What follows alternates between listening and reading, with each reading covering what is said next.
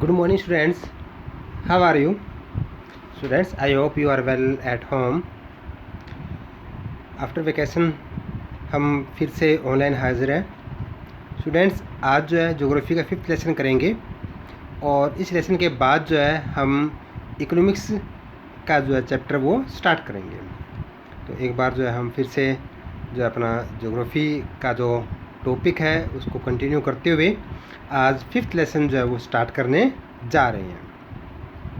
बच्चों, 5th lesson जो है वो है हमारा natural vegetation and wild life.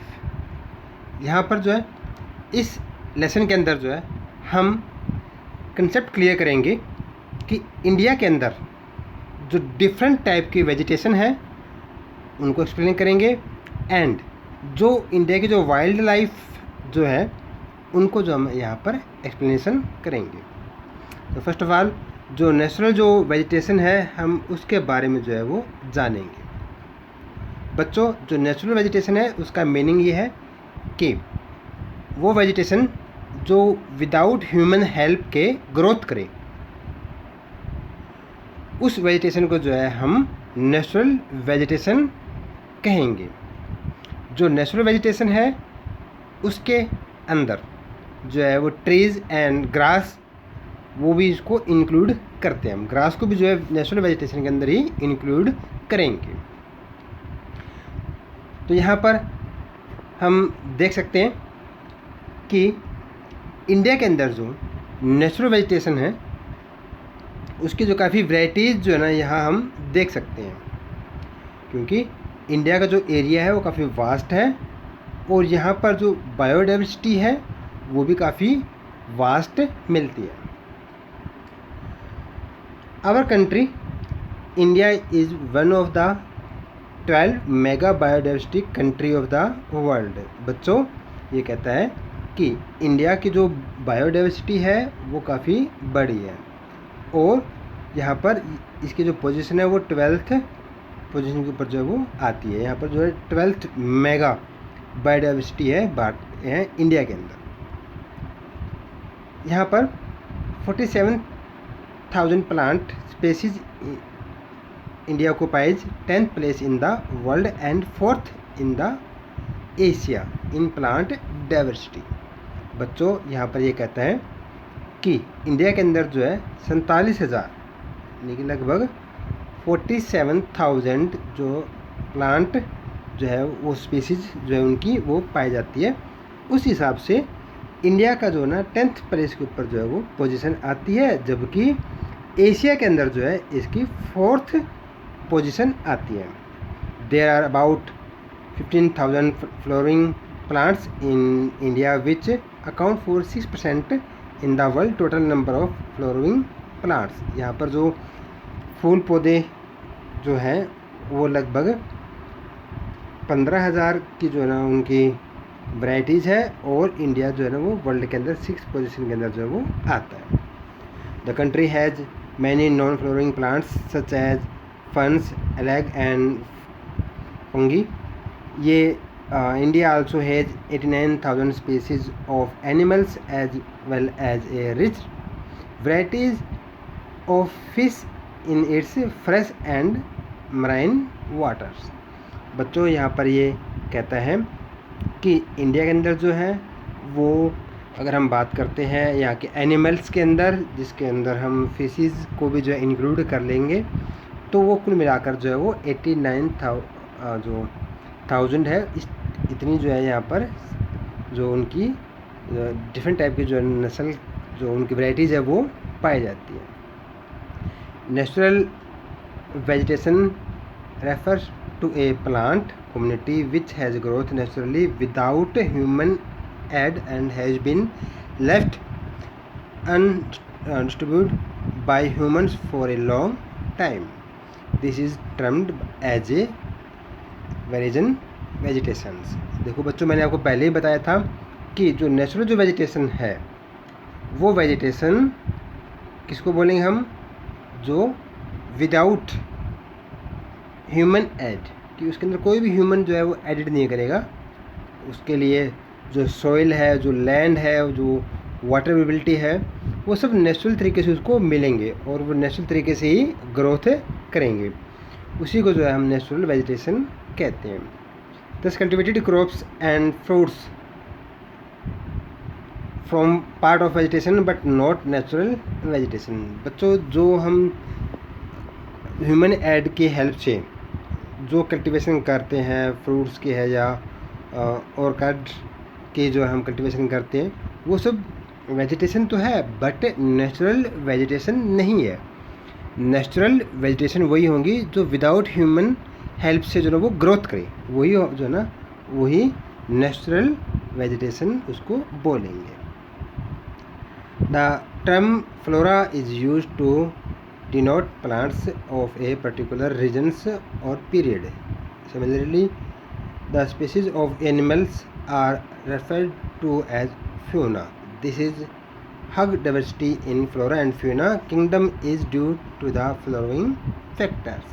Students, यहाँ पर जो है हम देखते हैं, आपने पहले भी पढ़ा होगा, साइंस के अंदर ये टॉपिक आ जाता है फ्लोरा एंड फ्यूना का। तो जो फ्लोरा जो वर्ड है वो पर्टिकुलर जो है वो प्लांट्स के लिए जो है वो यूज़ किया जाता है कि इस फ्लोरा के अंदर जो जितनी भी टाइप्स के जो प्लांट्स हैं उसके अंदर ग्रास भी आ जाता है, प्लांट्स भी आ जाएंगे, ट्री भी आ जाते हैं, चाहे वो साइज़ में कितना भी बिग साइज़ का हो या कितना ही स्मॉल साइज़ का हो, या किसी भी स्पीसीज़ का हो, किसी भी जाति का हो वो, तो वो जितने भी जो प्लांट्स हैं वो फ्लोरा के अंदर उसको यूज़ वर्ड से यूज़ करते हैं हम। और फ्यूना के अंदर जो है ना जितने भी यहाँ पर डिफरेंट टाइप्स के जो एनिमल्स हैं, चाहे वो हम एलिफेंट्स लगा सकते हैं या हम आंट को भी जो है उसमें यूज़ कर सकते हैं, हम इसके अंदर बर्ड्स को भी यूज़ कर सकते हैं, जितने भी एनिमल्स जो है वो आते हैं पशु पक्षी, उसके लिए जो है हम फ्यूना वर्ड जो है वो यूज़ करते हैं।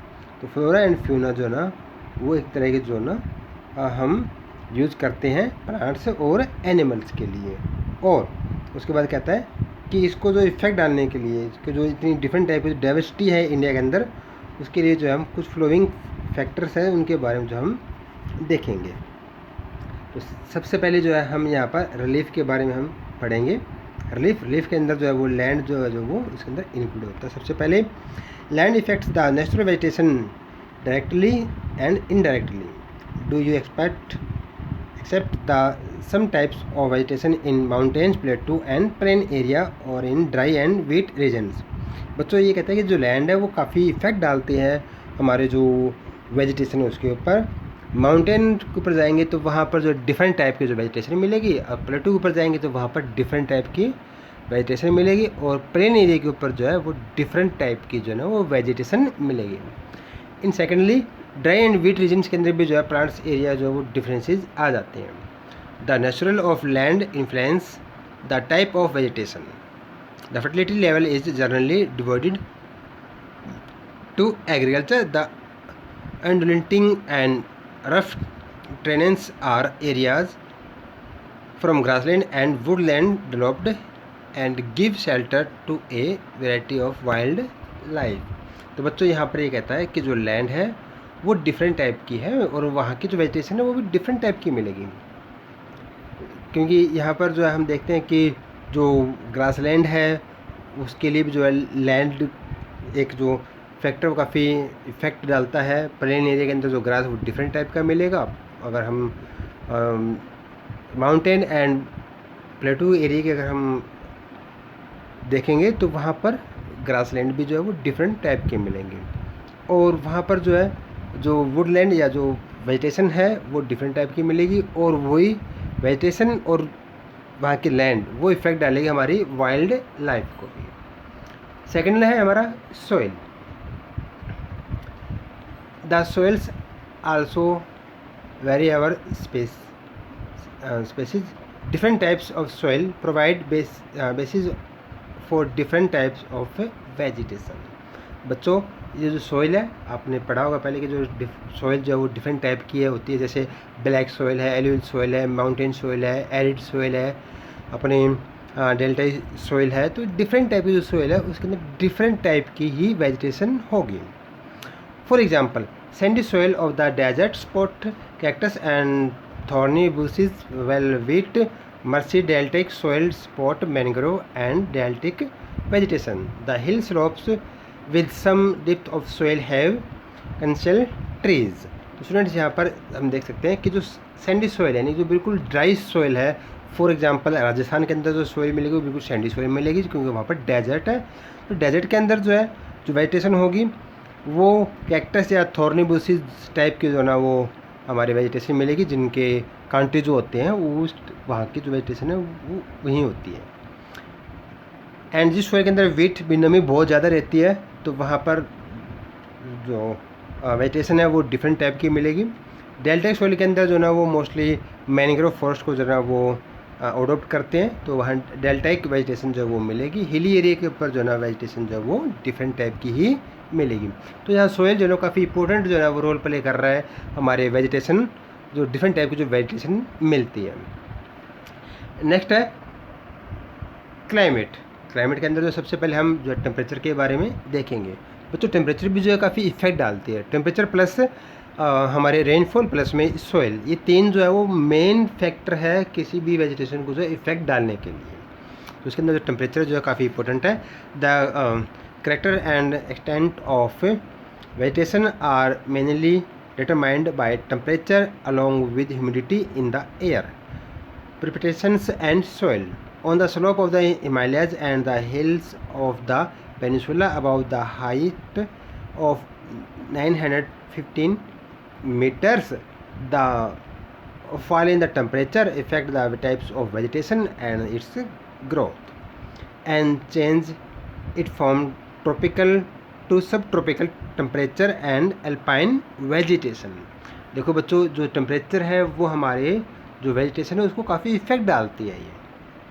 ये कहता है कि जो ना वेजिटेशन जो है वो अगर हम हाइट के ऊपर जाएंगे, जैसे फॉर एग्जांपल हिमालय है या जो पेनिनसुलर जो एरिया है जिसकी हाइट जो है 915 मीटर से ऊंचाई के ऊपर है, तो वहाँ की जो वेजिटेशन जो है डिफरेंट टाइप की मिलेगी। और अगर हम और अधिक हाइट पर जाएंगे, नियर अबाउट अगर हम 6000 मीटर से अबाउ हाइट पर जाएंगे, तो वहाँ पर जो वेजिटेशन है वो वेजिटेशन अल्पाइन टाइप्स की जो है वेजिटेशन मिलेगी। लेकिन अगर हम प्लेन एरिया में आएंगे तो वहाँ पर डिफरेंट टाइप की वेजिटेशन मिलेगी। फॉर एग्जांपल जो है अगर हम टुंड्रा क्लाइमेट में जाएंगे वहाँ पर तो अल्पाइन वेजिटेशन मिलेगी। अगर हम ट्रॉपिकल या सब ट्रॉपिकल वेजिटेशन जोन में आएंगे तो वहाँ की वेजिटेशन जो है ना वो एवरग्रीन या फिर जो है डेकेडीज जो वेजिटेशन है उस टाइप के अंदर आ जाती है।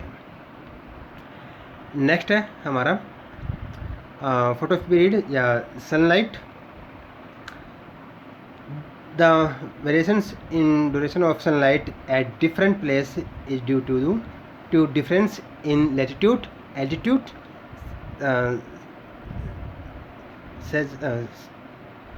session and direction of the day. Due to longer direction of sunlight, tree growth faster in summer।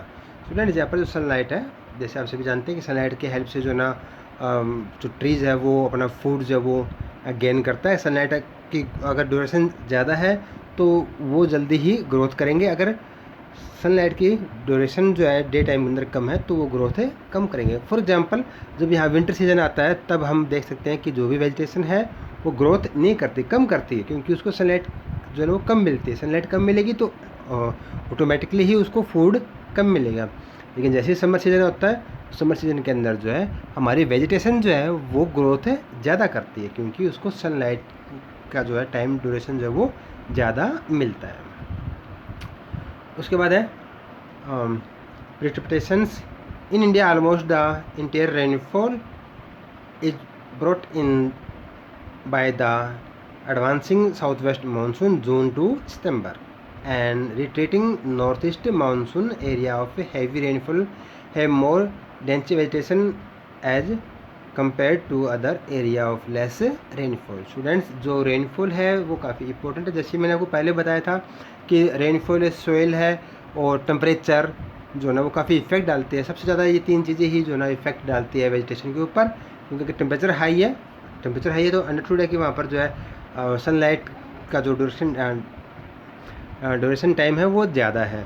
तो ये सब चीज़ें जो है ना वो वेजिटेशन को जो वो ग्रोथ कर देती है। फॉर एग्जांपल अब जो सीज़न चल रहा है इसके अंदर जो है टेम्परेचर भी हाई है, सो एटमॉस्फेयर के अंदर जो ना वेट क्लाइमेट भी ज़्यादा है, रेनफॉल होती रहती है, तो इस डायरेक्शन के अंदर जो ना वेजिटेशन की ग्रोथ जो है वो ज़्यादा होती है।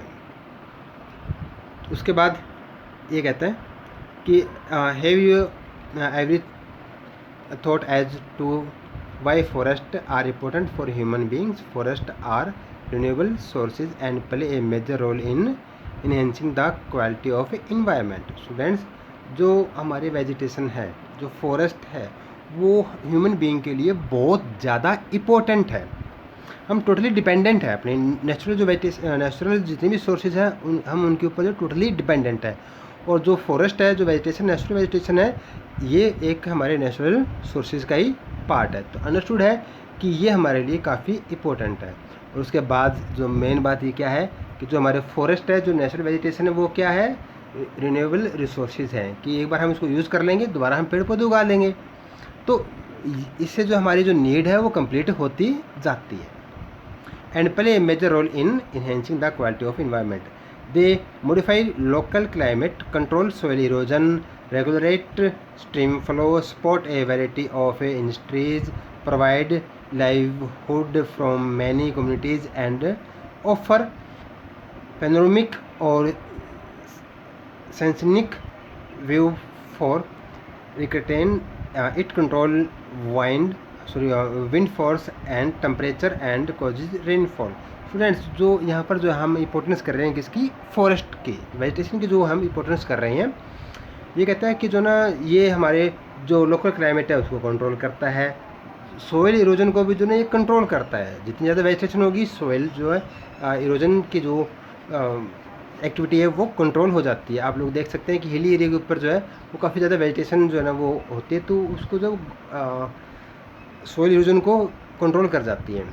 रेगुलर स्ट्रीम फ्लो, जो हम देखते हैं कि जब तेज़ हवाएं चलती है तो उसको जो ना ये कंट्रोल करती है। उसके बाद जो ना ये इसके ऊपर जो है काफ़ी इंडस्ट्रीज़ है, मोस्टली जो वुडन इंडस्ट्रीज़ है वो इसके ऊपर जो है डिपेंडेंट है। और ये किसी की जो ना लाइफ फूड है, जो हम कह सकते हैं कि बिल्कुल इसके ऊपर जो अपने जीवन निर्भर रखते हैं। ऐसी इंडिया के अंदर बहुत सी कम्युनिटीज़ हैं जो टोटली जो है डिपेंडेंट है फॉरेस्ट के ऊपर। It control wind force and temperature and causes rainfall. ये कहता है कि जो ये है जो है किसको, विंड जो फोर्स है उसको भी कंट्रोल करती है, क्योंकि जब तेज़ हवा चलती है तो वेजिटेशन की वजह से उसके अंदर एक एज ए बैरियर जो है वो काम करते हैं, तो उसको कंट्रोल कर जाती है। विंड्स को जो तेज़ हवा चलती है उसको कंट्रोल कर जाती है। टेम्परेचर को भी जो डाउन करती है। अब आप सिंपल सी बात है कि जब आप धूप होती है तो हम ये चाहते हैं कि हमें छाँव मिल जाए, छाया मिल जाए, तो छाया जो है ना पेड़ के नीचे में मिलती है, तो वहाँ पर टेम्परेचर लो मिल जाता है। जितने जो मोर देन ट्रीज होंगे तो वहाँ पर जो है उतना ही जो है क्लाइमेट जो है वो टेम्परेचर जो है वो डाउन होगा। उसके बाद जो है ना ये रेनफॉल लाने के अंदर भी जो है ना काफ़ी अपने रोल प्ले करता है। It provide humans to the soil and shelter to the wildlife. Indian natural vegetation has undergone many changes due to several factors such as the growing demand of or cultivated land and development of industries and mining, urbanizations and our gathering of moisture. Students, यहाँ पर कहता है कि जो natural vegetation है India के अंदर वो लगातार जो है कंटिन्यू जो है ना उसका एरिया कम होता जा रहा है। रीज़न क्या है कि हमने जो है एग्रीकल्चर के लिए, कल्टीवेशन क्रॉप्स के लिए जो है हमने वेजिटेशन को जो है ना वहाँ क्लीन किया है, फॉरेस्ट को क्लीन किया है, या अपने इंडस्ट्रीज डेवलपमेंट की है, अर्बनाइजेशंस डेवलप्ड हुआ है। आवर गैदरिंग की वजह से भी जो ना जो हमारे नेचुरल वेजिटेशन है उनको जो है ना काफ़ी लॉस हुआ है। तो ये जो हमारी एक्टिविटीज़ है, ह्यूमन एक्टिविटीज़ की वजह से हमारे जो नेचुरल जो वेजिटेशन है उसको काफ़ी लॉस हुआ है। The vegetation cover of India in large part is no more natural in the real scenes, except in some inaccessible regions like the Himalayas, the hilly regions of central India, and mostly the vegetation of most of the areas has been modified at some place or replaced or degraded by human occupancy.